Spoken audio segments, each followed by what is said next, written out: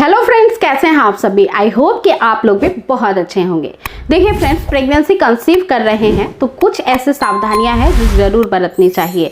वो कौन कौन से ऐसे प्रिकॉशंस हैं जो आपको लेना चाहिए, जो आपको प्रेगनेंसी कंसीव करने में मदद कर सकती है और बहुत जल्दी पॉजिटिव रिजल्ट दे सकती है। इसीलिए फ्रेंड्स, जब भी आपको प्रेगनेंसी लॉन्ग टाइम से कंसीव नहीं हो रही है तो छोटी छोटी चीज़ों पर भी ध्यान रखना चाहिए। बिकॉज फ्रेंड्स, इन छोटी छोटी चीज़ों से ही हम अपने उन अंदरूनी कमजोरियों को दूर कर सकते हैं जो प्रेग्नेंट होने नहीं दे रही है या फिर लॉन्ग टाइम के लिए आपको रोक रही है, प्रेगनेंसी का रिजल्ट पॉजिटिव नहीं दे रही है। देखिए फ्रेंड्स, एक्चुअली होता क्या है, कई सारी महिलाओं के ओवुलेशन प्रॉपर होते हैं, ओवुलेशन में संबंध भी बनाती हैं और उनका एक फर्टिलाइज्ड भी हो जाता है। लेकिन जब ये फर्टिलाइज्ड एक इम्प्लांट होने जाता है उस समय कुछ ऐसी गड़बड़ी हो जाती है, हमसे ऐसी गलतियां हो जाती है जो इम्प्लांटेशन को सपोर्ट नहीं करता है और इम्प्लांटेशन फेल हो जाता है। तो इसकी वजह से कंसीव होने में दिक्कत आती है, क्योंकि आपको कंसीवमेंट के लिए हर वक्त हर मंथ बॉडी रेडी तो कर रहा है, फर्टिलाइजेशन भी हो रहा है, बट जो लास्ट का स्टेप है ना, वहीं पे प्रॉब्लम आ जा रही है और इम्प्लांटेशन खराब हो जा रहा है। तो इसके लिए सबसे पहले क्या करना चाहिए, देखिए नंबर 1 टिप ये है कि जब आपके इम्प्लांटेशन का डेज स्टार्ट होता है, जो कि आपके पीरियड्स के लगभग 18 डेज से चालू होता है, 18वें दिन से चालू होता है, उस दौरान से आपको कोई भी गर्म तासीर वाली चीजों को नहीं खाना चाहिए। अब गर्म तासीर की चीजें कौन कौन सी होती है, देखिए खजूर गर्म तासीर का होता है, केसर गर्म तासीर का होता है, हल्दी गर्म तासीर का होता है, अदरक गर्म तासीर का होता है।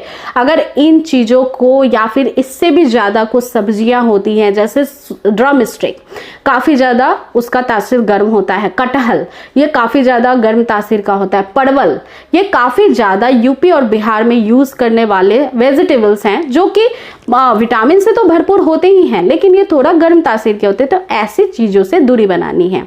इस दौरान टिप नंबर 2 ये है कि चाय और कॉफी भी बंद कर दीजिए। देखिए फ्रेंड्स, वैसे भी फर्टिलिटी खराब करती हैं चाय और कॉफी, क्योंकि इसमें कैफीन होता है और कैफीन आपके फर्टिलिटी पावर को कम करती है, और अगर आपको इनफर्टिलिटी है तो ये तो इसको और भी ज्यादा इंक्रीज कर देती है। इसीलिए चाय और कॉफी मत पीजिए।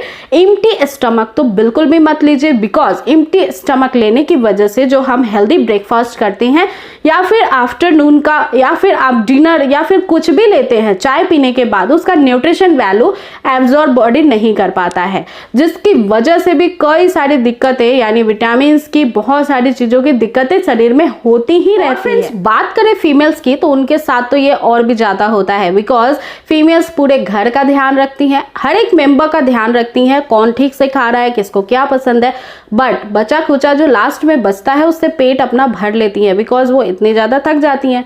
बट फ्रेंड्स, आपको इसी चीज की इसी रूटीन को सही करने की जरूरत है। आपको चाय और कॉफी नहीं लेना है, विदाउट ब्रेकफास्ट आपको चाय और कॉफी बिल्कुल नहीं लेना है, और कॉफी में चाय से भी ज्यादा कैफीन होता है तो कॉफी तो बिल्कुल ही बंद कर देना है। अगर चाय की वजह से आपको जो है प्रॉब्लम होती है, जैसे कि बहुत सारे लोगों की चाय की हैबिट होती है, उसके कारण उनका काम ही नहीं होता है, उनकी बॉडी जाम रहती है, तो ऐसी कंडीशन में चाय का सेवन जितना आप क्वांटिटी का ले रही हैं उससे सीधे हाफ कर दीजिए तो ज्यादा बेनिफिशियल होगा आपके लिए, क्योंकि एक तो वो गर्म होता है, ऊपर से उसमें कैफीन भी होता है। अब चलिए नेक्स्ट टिप की बात करते हैं। फ्रेंड्स, कई सारी महिलाओं की एक प्रॉब्लम बहुत ज्यादा होती है कि वो टेंशन ले लेती हैं। ओवुलेशन भी प्रिडिक्ट कर लिया, ओवुलेशन समझ गया, कैलकुलेट कर लिया, रिलेशन भी बना लिया, अब उसके बाद कंटिन्यूअसली सोच रही हैं कि मुझे कंसीव होगा कि नहीं, इस बार कंसीव होगा कि नहीं, हमको प्रेगनेंसी के सिम्टम्स फील हो रहे हैं कि नहीं। ये सारी चीज़ों को सोच सोच के थक जाती हैं, और ये सोचने की वजह से आपको एक घबराहट जैसी महसूस होने लगती है, टेंशन बढ़ने लगता है, जो कि बिल्कुल सही नहीं है।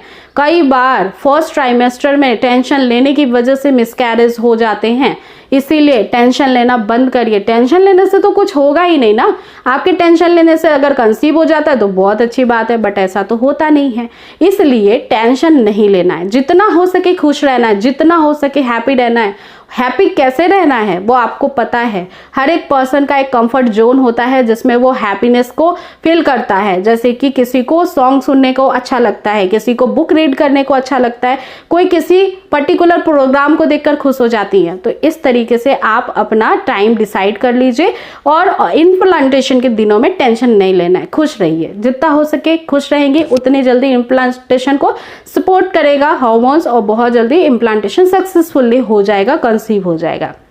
अब चलिए आगे की कुछ ऐसे टिप्स हैं जो कि जरूर आपको फोकस्ड रहना है और इसको भी अपने दिनचर्या में इंक्लूड करना है।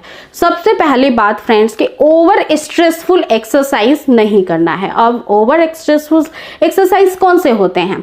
वैसे काम जो बिना ब्रेक के आप करते ही चले जा रहे हैं, जिसमें बॉडी बहुत थक रही है, वैसे हार्ड वर्कआउट्स नहीं करने हैं। ना ही जिम में आपको वेट लिफ्टिंग करनी है, ना ही घर पे ओवर एक्टिव रहना है। बीच बीच में रेस्ट करना इंपॉर्टेंट है, क्योंकि जितना ज़्यादा आप ओवरलोड, ओवर स्ट्रेस बॉडी को देंगी तो एक्चुअली होता क्या है, इम्प्लांटेशन के समय बॉडी बहुत तेजी से वर्क करता रहता है। इस समय इम्प्लांटेशन की प्रक्रिया में शरीर को आपको भी चलाना है, आपकी बॉडी को भी हेल्प करना है, ठीक है। उसके अलावा जो नया भ्रूण पनप रहा है आपके शरीर के अंदर, उसको भी हेल्प करना है, उसको भी न्यूट्रिशन सप्लाई करना है।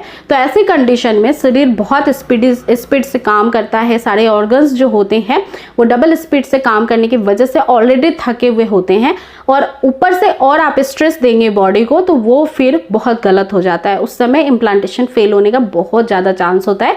इसलिए ये प्रॉब्लम खुद से क्रिएट ना करें, बहुत ज़्यादा आप एक्सरसाइज ना करें, आप हल्के फुल्के एक्सरसाइजेस करें जो पेट पे बिल्कुल भी जोर ना देता हो।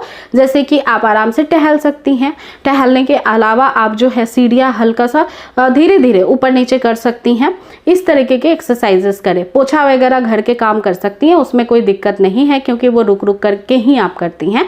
तो इस तरीके के एक्सरसाइजेस आपको सपोर्ट भी करेगा मेंटली, फिजिकली, और इम्प्लांटेशन को भी सपोर्ट करेगा। तो हल्के फुल्के एक्सरसाइजेस करिए, मेडिटेशन करिए, योगा करिए, दी बेस्ट एक्सरसाइजेस है।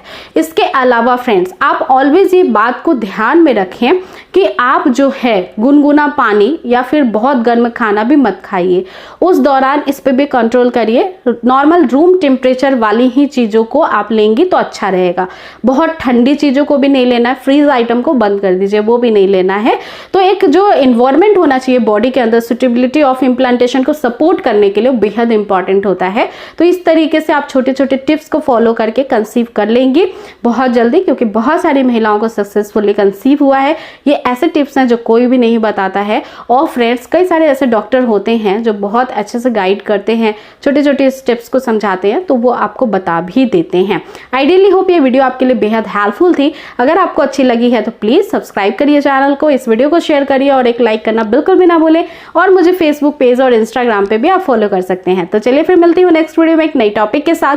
आप अपना पूरा ध्यान रखिएगा। Take care guys, thanks for watching.